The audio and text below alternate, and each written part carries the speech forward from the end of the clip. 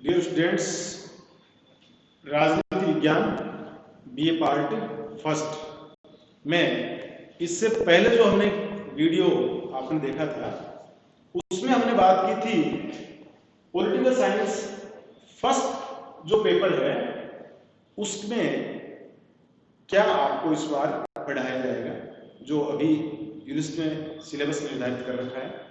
और BA part first के आज हम बात करते हैं सेकंड पेपर की। तो ये जो आज का वीडियो है एक सेकंड पेपर के बारे में आपको एक जनरल इंफॉर्मेशन जो है, सामान्य जो जानकारियां हैं सेकंड पेपर की, वो मैं आपको बताना चाह रहा हूं कि सेकंड पेपर में आपके पाठ्यक्रम में क्या चीजें शामिल कर रखी है, कौन कौन सी विषय वस्तु आपकी इसमें शामिल कर रखी है। तो आज हम बात करते हैं बीए पार्ट सेकंड फर्स्ट के सेकंड पेपर के सिलेबस के बारे में। तो आपका बीए पार्ट फर्स्ट का जो सेकंड पेपर है वह है भारतीय राजनीतिक विचारक, इंडियन पॉलिटिकल थिंकर्स। ठीक है ना। तो ये जो इंडियन पॉलिटिकल थिंकर्स है इसमें आप जानोगे उन महान लोगों के बारे में जिन लोगों ने राजनीति विज्ञान में जो सिद्धांत हैं वो दिए हैं। भारतीय विचारक कौन कौन से थे जिन्होंने न केवल थ्योरी बल्कि प्रैक्टिकल भी भारतीय राजनीति को दिशाएं दी। तो इसको 3 सेक्शन में विभाजित किया, जैसे कि मैंने आपको पूर्व में भी बताया था कि आपके बीए पार्ट फर्स्ट में ए सेक्शन, बी सेक्शन और सी सेक्शन निर्धारित किए गए हैं। और इन सेक्शंस के अनुसार आपको जो 2-2 नंबर के प्रश्न आपको तैयार करने हैं, जिनमें आप लगभग 20 से 40 शब्दों के बीच में 30-35 शब्द जो भी आप 2 लाइन 3 लाइन उसमें निर्धारित उनका संख्या मिलेगी आपको, कि उन संख्या के अकॉर्डिंग आपको उत्तर देना है। वो प्रश्न आपको मिलेंगे लघु उत्तरात्मक जो प्रश्न होते हैं, लघु प्रश्न। और उसके बाद में जो आपको मिलेंगे वो मिलेंगे बड़े प्रश्न, ऐसे जिनको हम कहते हैं निबंधात्मक प्रश्न। तो आपके 40 नंबर के जो अंक हैं वो तो आपके छोटे क्वेश्चन आते हैं, जैसे आपसे पूछ लिया व्यवहारवाद का अर्थ बताइए। ठीक है, आपसे पूछ लिया सत्ता कितने प्रकार की होती है, ऐसे प्रश्न आ गए। तो 2 नंबर का एक क्वेश्चन आता है, 20 क्वेश्चन आपको ऐसे मिलेंगे।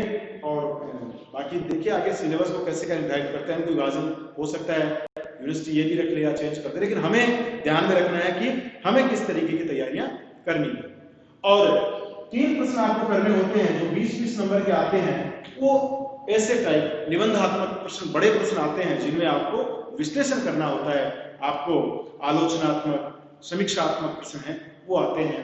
वो आपको यहाँ आपके जो अभी तक का जो पाठ्यक्रम है ये आपके सेक्शन वाइज आएगा। सेक्शन वाइज का मतलब है कि आपको ये जो 3 क्वेश्चन करने हैं इसमें आपको 6 प्रश्न मिलेंगे, लेकिन आपको प्रति सेक्शन में 1 क्वेश्चन करना कंपल्सरी है। अर्थात हर सेक्शन में से आपको 2-2 विकल्प मिलेंगे, उनमें से आपको 1-1 क्वेश्चन करना होगा 20-20 नंबर का। समझ गए आप इस चीज को। तो इस तरीके से आपके अंकों का विभाजन, जैसा कि फर्स्ट पेपर में हमने बताया था, वही तरीका आपका सेकंड पेपर में रहेगा।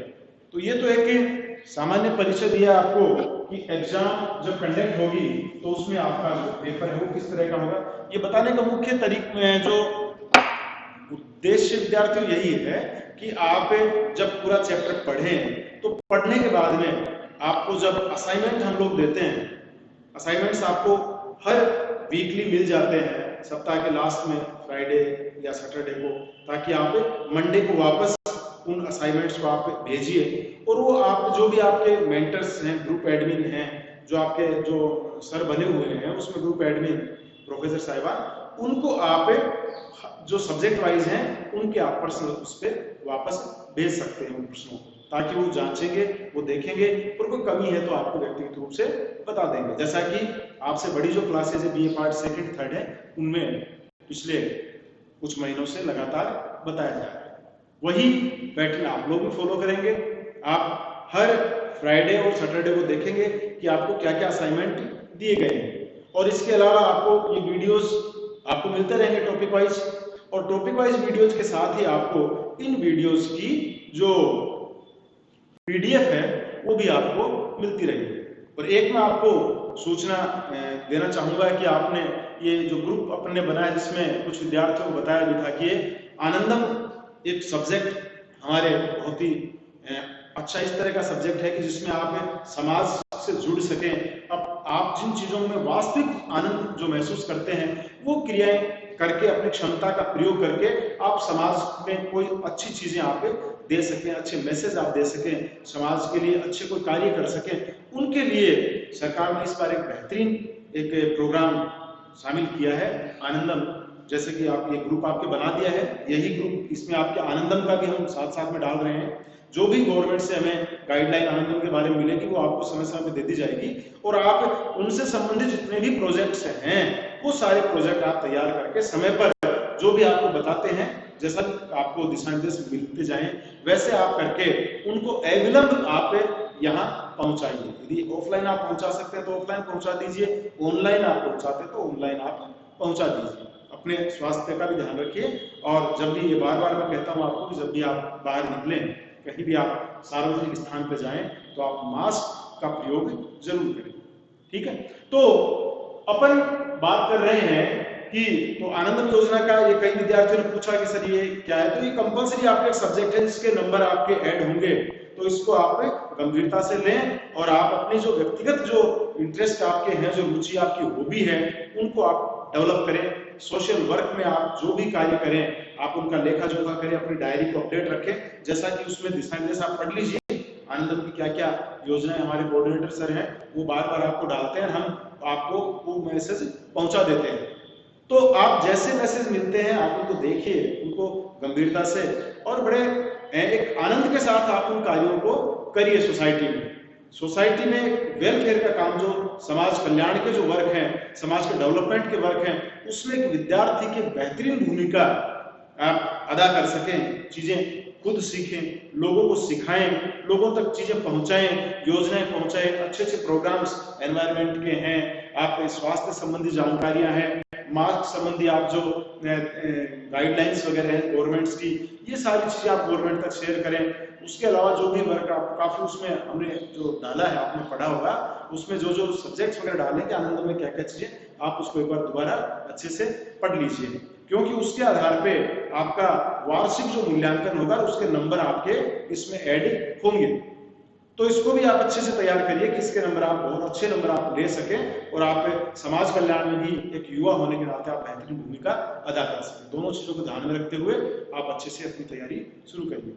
तो अब हम बात करते हैं दोबारा, ये कई विद्यार्थियों का इसलिए था, कुछ ने पूछा सर आनंदम के नाम से इस ग्रुप में हमने लिखा है, ग्रुप सेक्शन वाइज जो बनाए हैं, तो उस आनंदम ग्रुप का यही है कि हमने वो आनंदम से संबंधित जितनी भी सूचनाएं होंगी आपको इसी में हम शेयर करते रहेंगे और ये क्लासेस आपको लगातार हम शेयर कर ही रहे हैं, तो आप इनसे जुड़े रहिए। और आपको उसमें हमने बता ही दिया, उसमें आपका मेंटर जो है वो ग्रुप एडमिन जो है, जैसे बीए पार्ट फर्स्ट जी का ग्रुप मेंटर मैं हूँ, तो जी से संबंधित जो भी सूचनाएं हैं मैं आप तक प्रोवाइड करवा दूंगा और आप वापस जो भी कुछ देना है वो आप मुझे वापस भिजवा सकते हैं उसमें, या कॉलेज में यहाँ पे जैसा भी आपको सुविधा हो आराम से, क्योंकि स्वास्थ्य को ध्यान में रखते हुए सारी चीजें आप कर रहे हैं, तो आप कम से कम मूवमेंट करिए। वो जो भी आप ऑनलाइन चीजें आपके पास सुविधा है तो आप हमें भिजवा दीजिए। अब हम बात करें पॉलिटिकल साइंस सेकंड पेपर के बारे में, जैसा कि अपन बात कर रहे थे। तो राजनीतिक विज्ञान के सेकंड पेपर में, इस पेपर में आप 3 सेक्शन में इस तरीके से इनको किया है कि जो पहला सेक्शन है ए सेक्शन, उसके अंदर प्राचीन भारतीय राजनीतिक विचारक लिए। तो प्राचीन भारतीय राजनीतिक विचारकों में अभी मुख्य रूप से अपन बात करें, बाकी पूरा डिटेल जो सिलेबस है वो केवल आपको एक सामान्य जानकारी के लिए मैं बताना चाह रहा हूं कि थिंकर्स कौन से हैं और किस तरह के प्रश्न इनमें आते हैं आपके। तो इनमें 3 थिंकर आपको बताए जाएंगे जिनके बारे में पढ़ाया जाएगा, मनु, कौटिल्य और शुक्ल। ये 3 भारतीय राजनीतिक विचारक हैं जो आपको बीए पार्ट फर्स्ट के सेकंड पेपर के ए सेक्शन में आपको पढ़ने हैं, ठीक है ना। और विशेष रूप से इनके जो राजनीतिक विचार हैं वो आपको बहुत विशेष रूप से देखने, बाकी सामाजिक, धार्मिक, अन्य न्याय संबंधी विचारों तो हम देखेंगे। तो इनके जो राजनीतिक विचार हैं वो आपको इस वर्ष पढ़ाए जाएंगे। तो मनु, कौटिल्य और शुक्र ये आपके ए सेक्शन में जो प्राचीन राजनीतिक विचारक हैं वो शामिल किए गए। बी सेक्शन में जब हम देखेंगे तो आप देखेंगे कि बी सेक्शन में मध्यकालीन भारतीय राजनीतिक विचारक इसमें शामिल किए हैं। मध्यकालीन राजनीतिक विचारकों में मुख्य रूप से आप देखेंगे राजा राममोहन राय हैं, इनके बारे में आपको बताया जाएगा। तिलक, ठीक है, बाल गंगाधर तिलक जो है उनके बारे में आपको बताया जाएगा। और स्वामी विवेकानंद, स्वामी दयानंद सरस्वती, ठीक है ना। बाकी और अपन सिलेबस देख के एक बार दोबारा एक एक टॉपिक बाद में ले लेंगे, एक बार केवल सामान्य जानकारी आपको दे रहा हूँ, ठीक है। कोई विचारक रह भी गया हो तो अपन दोबारा इसके बारे में ऑथेंटिक वो जो पीडीएफ है वो आपको मैं सेकंड पेपर की भी डाल दूंगा, सेकंड पेपर के सिलेबस की तो पीडीएफ आप तक पहुंचा दी जाएगी। तो ये इनके विचारक हम जानेंगे। राजा राममोहन राय किस तरह के समाज सुधार के इन्होंने प्रोग्राम्स चलाए, महिला उद्धार जो महिला सशक्तिकरण है उसका जो बेस जो तैयार होता है वो राजा राममोहन राय के विचारों से तैयार होता है। स्वामी दयानंद सरस्वती वैदिक राष्ट्रवाद, राष्ट्रवाद, इनके राजनीतिक विचार, स्वतंत्रता पे विचार, ये हम एक एक टॉपिक जब लेंगे तो हम इनको डिटेल से इनके विचारों को हम जानेंगे।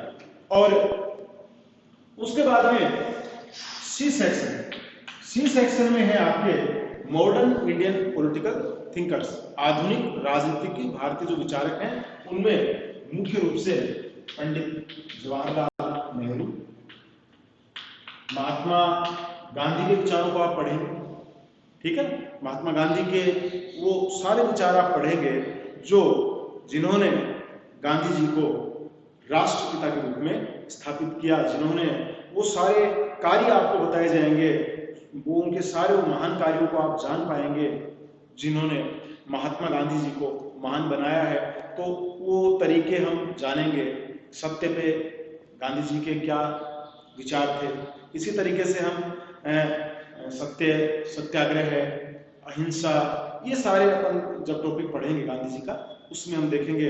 इसी तरीके से हम नेहरू जी के बारे में जानेंगे कि नेहरू जी के प्रमुख राजनीतिक विचार कौन कौन से थे। उसके अलावा नेहरू जी के राष्ट्रवाद पे नेहरू जी क्या कहते हैं, अंतर्राष्ट्रीयवाद संबंधी नेहरू जी क्या विचार थे, और अन्य जो भी इनके विचार जो स्वतंत्रता आंदोलन में इनका योगदान रहा, तो ये सारी चीजें हम जानेंगे।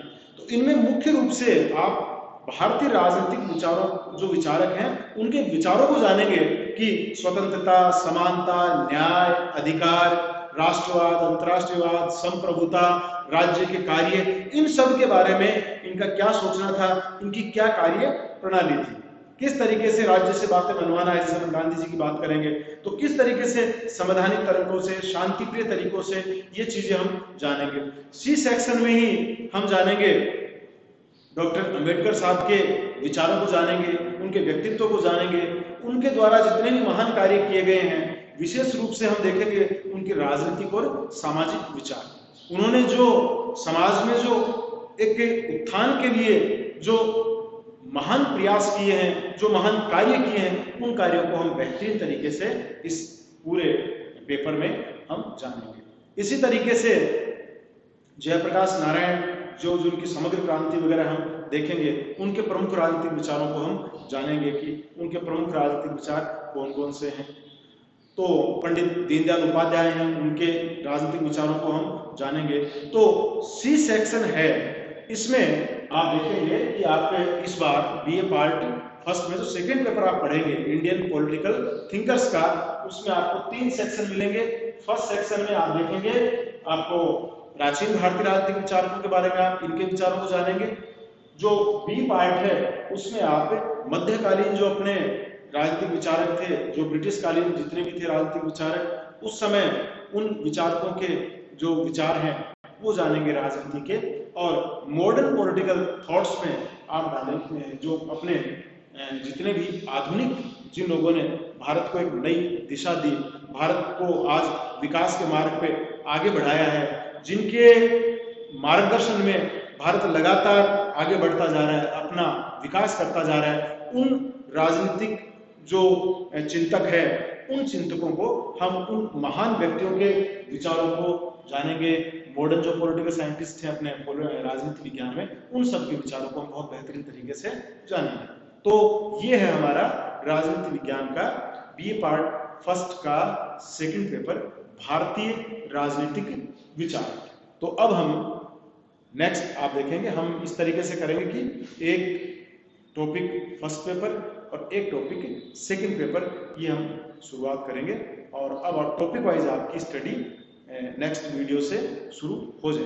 तो विद्यार्थियों, आप इन सबको जहां भी आपके पास ये सारे विचारक हैं, पीडीएफ आपको डाल देंगे, मैं डाल देता हूँ उसमें, आप उनको देखिए और जो भी अच्छे प्रश्न आपसे बनते हैं इनके विचारों को जानिए और अपने विचार उनके साथ आप जो प्रश्न किस तरीके के पूछे गए हैं वो अपन जैसे एक टॉपिक कंप्लीट होगा हम देखेंगे कि उस टॉपिक में प्रश्न किस किस तरीके के पूछे गए, किस तरीके से हमें उत्तर देना है। और इस तरीके से अपना पॉलिटिकल साइंस है, बड़े आराम से आप पढ़िए।